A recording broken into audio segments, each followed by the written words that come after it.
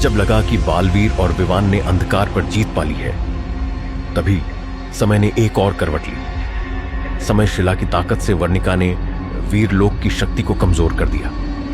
शौर्य, जो सदियों से बालवीर का मार्गदर्शक रहा, अब गिर चुका था अपने आखिरी प्राणों के साथ। लेकिन उसने जाने से पहले बालवीर और विवान को एक संकेत दिया, तुम दोनों एक ही ज्योति के दो रूप, मिलकर ही वर्णिका को रोक सकते हो। अब बालवीर और छोटा बालवीर पहुंचे काल गुफा, जहां सदियों से छिपी थी त्रिकाल अस्त्र की अंतिम कुंजी।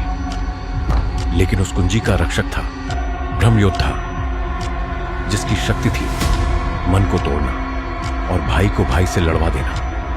ब्रह्मयोद्धा के जाल में फंसकर बालवीर और विवान आपस में ही युद्ध करने लगे। वर्णिका दूर से देख रही थी और मुस्कुरा रही थी, क्योंकि अब जीत उसके कदमों में थी।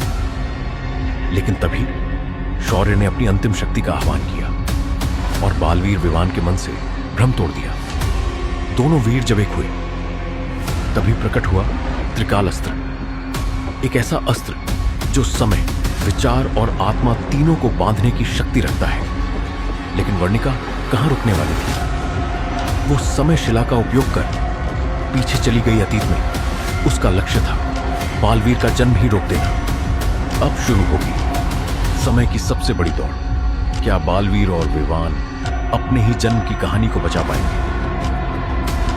क्या वे वर्णिका को रोक पाएंगे, जो इतिहास को ही मिटाने चली है? या फिर दुनिया देखेगी ऐसा भविष्य जहां बालवीर कभी जन्मा ही नहीं था? यह है बालवीर सीजन 6 की असली अग्नि परीक्षा।